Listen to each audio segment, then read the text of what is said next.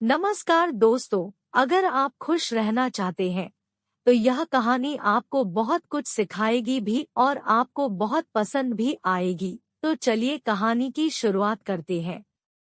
सबसे बड़ी समस्या बहुत समय पहले की बात है। एक महाज्ञानी पंडित हिमालय की पहाड़ियों में कहीं रहते थे। लोगों के बीच रहकर वह थक चुके थे और अब ईश्वर भक्ति करते हुए एक सादा जीवन व्यतीत करना चाहते थे।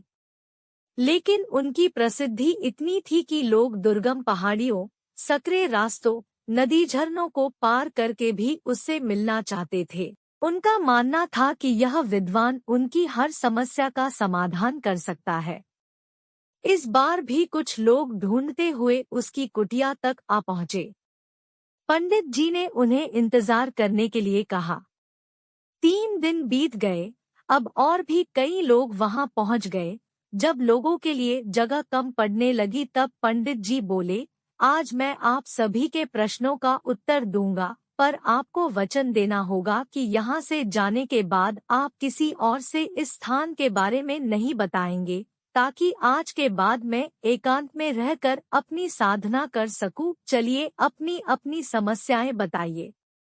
यह सुनते ही किसी ने अपनी परेशानी बतानी शुरू की, लेकिन वह अभी कुछ शब्द ही बोल पाया था कि बीच में किसी और ने अपनी बात कहनी शुरू कर दी।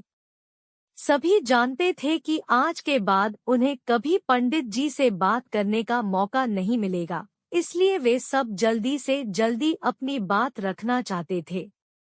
कुछ ही देर में वहां का दृश्य मछली बाजार जैसा हो गया और अंततः पंडित जी को चीख कर बोलना पड़ा, कृपया शांत हो जाइए। अपनी अपनी समस्या एक पर्चे पे लिखकर मुझे दीजिए। सभी ने अपनी अपनी समस्याएं लिखकर आगे बढ़ा दी। पंडित जी ने सारे पर्चे लिए और उन्हें एक टोकरी में डालकर मिला दिया और बोले, इस टोकरी को एक दूसरे को पास कीजिए। हर व्यक्ति एक पर्ची उठाएगा और उसे पढ़ेगा। उसके बाद उसे निर्णय लेना होगा कि क्या वो अपनी समस्या को इस समस्या से बदलना चाहता है। हर व्यक्ति एक पर्चा उठाता, उसे पढ़ता और सहम सा जाता।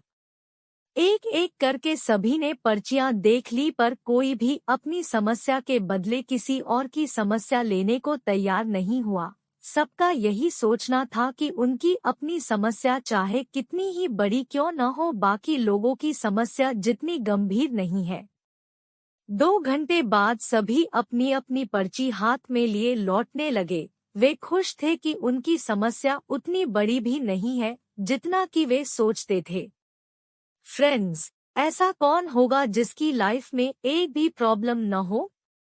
हम सभी के जीवन में समस्याएं हैं।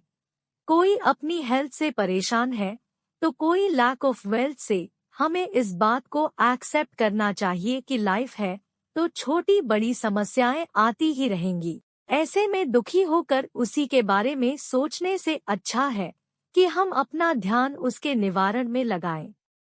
और अगर उसका कोई सल्यूशन ही न हो तो अन्य प्रोडक्टिव चीजों पर फोकस करें। हमें लगता है कि सबसे बड़ी समस्या हमारी ही है, पर यकीन जानिए इस दुनिया में लोगों के पास इतनी बड़ी बड़ी प्रॉब्लम्स हैं कि हमारी तो उनके सामने कुछ भी नहीं। इसलिए ईश्वर ने जो भी दिया है उसके लिए थैंकफुल रहिए और एक खुशहाल जीवन जीने का प्रयास करिए। अगर आज की कहानी आपको अच्छी लगी हो तो प्लीज़ लाइक एंड कमेंट करके ज़रूर बताएं और ऐसे ही कहानियों के लिए मेरे चैनल को सब्सक्राइब कर दीजिए। Thank you for watching.